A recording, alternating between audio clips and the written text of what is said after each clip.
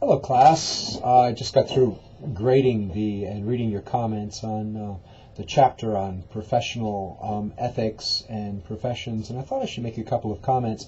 I think some of the comments from the class were probably more confused than some of the other posts that have been given, and it might be worthwhile to make a couple of recommendations just in terms of distinguishing a profession from other forms of employment or other careers. Why is this important? Well, it's important because we need to hold professionals to a higher standard, and the reason is because we give them more freedom than we give to most careers, and that's why it's important to tell the difference. What does not distinguish a professional? Growing up in Latin America, a professional was anyone who had a college degree and a job that wasn't a day laboring or a skilled craftsman job. Being a professional in Latin America was a matter of dignity, of pride, of self-esteem. The titles that went with it usually were something they call licentiate, licenciado. So everyone wanted to be a professional if they graduated from college, and because it carried with it a certain amount of esteem. That's not really what's being talked about here. A number of you pointed out that there are a number of careers that have very, very rigorous academic training or other training where you spend years studying, but that's not really the key to making something somewhat professional. It's only one of the components, probably not even the most important.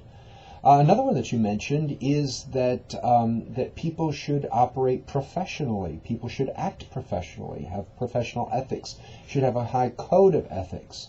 But that, again, is across the board. Everybody should have that. Everybody should be professional in the way that they conduct themselves, in the way that they deal with either customers or people that they serve. Professionalism really isn't what we're looking for when we talk about professions. Probably the area where a number of you got it wrong is the area of autonomy. What does autonomy mean in a professional environment or for professionals? The issue with autonomy is that professionals get to police their own members. If a lawyer has a breach of ethics as a lawyer, who steps in to discipline this guy? Well, the Bar Association. Other lawyers do. They go in, they discipline the fellow, and if need be, they'll take away his license. They will suspend him. I can remember when this happened with President Clinton. He was called before the Congress to answer for perjury and things like that. But the Bar Association of his state also held a meeting and suspended his license. Because other lawyers thought that they should step in, and this was the President of the United States. When a teacher, a college professor like myself, commits an infraction, who steps in to discipline the college professor? Well, it's not other college professors. There's no association of college professors that will take away my PhD or my credentials to teach. It's going to be a school administrator. If it's serious enough, obviously, the same thing in the case of a lawyer, I might end up in jail and the police might get involved. But actually, I have administrators, I have department heads, who, as soon as they become department heads, cease to be a part of the faculty organization, and they become administration. And administration looks in, so is a college professor a profession, or is it a career, or is it just an employment? Well, actually, it's both. Obviously, I'm held to a higher standard. I'm not supposed to be in it for the money. I'm making a living, but I'm not in it for profit. I'm supposed to be looking out for the welfare of students, but at the same time, I'm also an employee, subject to being fired, subject to disciplinary action, and so on. Same thing could be said of nurses. Is nursing a profession? Well, it certainly requires a great deal of study. Some of the study is taught by nurses. You can get a doctorate in nursing to teach nursing at a college level. You go through certification exams. You have to be held to high ethics. It's very important that nurses have high ethics. But if they get into trouble, if they do something unethical, who steps in? Hospital administrators, and they get fired by supervisors, by administrative personnel.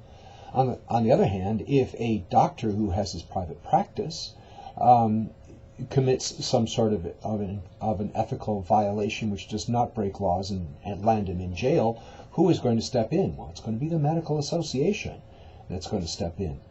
Now, why is this important? Well, it's important because, on the one hand, we all want to be regarded as people who have careers and are high ethical standards, but doctors, lawyers, accountants, people who have these particular titles and particular jobs really don't have supervisors who are going to fire them very often.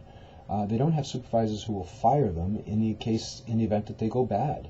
If something happens, their professional association is supposed to step in.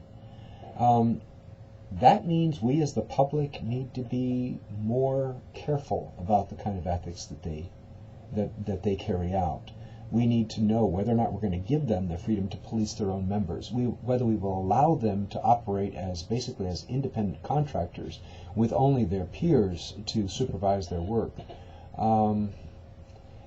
That becomes a question sometimes. And when we begin to doubt, when there are too many lawyer jokes, for example, we start asking Congress to put in more regulations. We start looking for more ways to hold them back.